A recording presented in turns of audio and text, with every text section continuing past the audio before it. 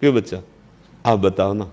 जब मुझे पता है कि अगर इस व्यक्ति की जगह मेरा भाई होता जिसको इसने दंड दिया है या हत्या की है या छल कपट किया है, तो मैं बख्शती नहीं, पूरी वकालत की ताकत लगा के और इसको बंदी बनाती। वही काम हमें हर भारतवासी के प्रति करना है। अगर वो हमें पता है कि ये गलत है, एक जगह क्षमा का रास्ता निकलता है।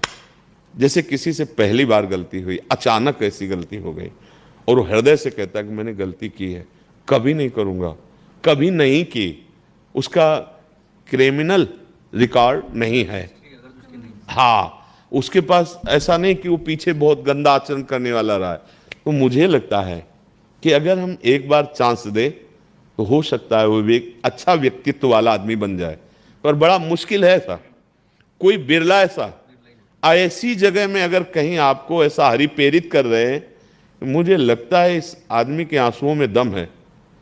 तो एक बार अगर कहीं कैसे भी उसे बचाया जा सके तो वो आगे ना करे, ऐसी मेरे अंदर की भावना कहती है।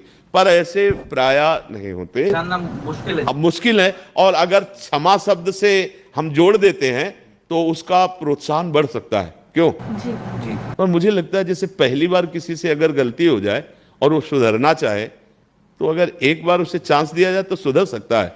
ऐसा लगता है हमें कि जैसे अचानक कोई गलती हो गई, वो गलती करना नहीं चाहता था, यद्यपि वो दोषी है उस गलती का, पर वो करना नहीं चाहता था, विवश हो गई अगर उसे, तो शायद है कि सुधार हो। पर ऐसा ये भी बात है कि हम कोई सर्वज्ञ भगवान तो है नहीं कि जान जाए कि ये निर्दोष है। और ये भी बात है, अपराधी को क्षमा अपराध का बढ़ावा देती है, जी ये भी है, उसको दंड मिलना अनिवार्य है। पर कभी कभी मन में विचार करने पर आता है कि कोई ऐसी घटनाएं घट जाती हैं कि एक निर्दोष पुरुष से भी दोष बन जाता है अचानक, और वो चाहता है कि अगर मैं एक बार इस दोष से मुक्त हो जाऊं, जीवन में कभी गलती नहीं करूंगा। तो अगर कहीं हरि ऐसा प्रेरित करें तो शायद कर देना चाहिए। पर ये जान करके कि ये अपराध में बहुत प्रवीण है और मुझे बहुत धनराशि देगा, अगर जिता देंगे, तो फिर नहीं होना चाहिए। उसमें फिर अपनी हानि हो सकती है, क्योंकि हमारी विद्वता, हमारी पढ़ाई, हमारी बुद्धिमानी राष्ट्र सेवा के लिए है। आप एक बहुत बड़े राष्ट्र सेवक हैं। आपकी प्रमाण से, आपकी वाणी से एक निर्दोष को आजीवन सजा मिल सकती है और एक दोषवान मुक्त हो सकता है, और एक दोषवान को उसका दंड मिल सकता है और एक निर्दोष छूट सकता है। दोनों बातें आपके हाथ में। तो मुझे लगता है अपने हाथ से गलती ना हो, यही हमारी पढ़ाई लिखाई का फल है, चाहे जिस विषय में हो, चाहे जहाँ हो, चाहे जैसे हो।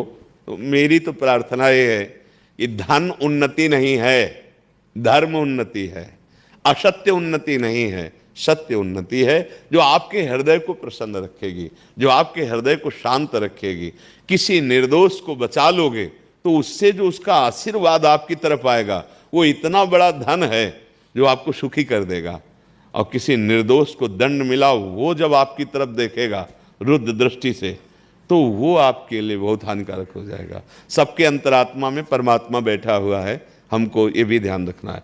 अब अपराधी को दंड देने से वही परमात्मा जो उसके हृदय में बैठा खुश होगा कि मैंने इसको रोका था पहले। जैसे आप कोई भी पापाचरण करने की चाह करो तो देखो अंदर से भगवान रोकते हैं, हे नहीं, पकड़े जाओगे, तुम्हें दंड मिलेगा, ये पाप है। लेकिन बहुत धीमी आवाज में होता है। यहां कोई भी नहीं कह सकता कि मुझे रोका नहीं गया, क्योंकि सबके हृदय में गुरु मान लो या इष्ट मान लो, वो बैठा हुआ है, वो रोकता है। और जब आप नहीं रुकते और पापाचरण करते हो, जब दंड मिलता है, तो आपके अंदर भी आता है कि मेरे हृदय में तो आया था यार, वो ऐसे बोलता है, मेरे मन में तो आया था कि यार ना करें, पर फंस गए, बहुत बुरा फंस गए, अब क्या। अब वो जब दंड मिलता है तो जो आदेश पहले किया था हरि ने कि मत करो, अब वो आनंदित होता है, वो तुम्हारी पूजा हो गई, अब तुम्हें आशीर्वाद मिलेगा।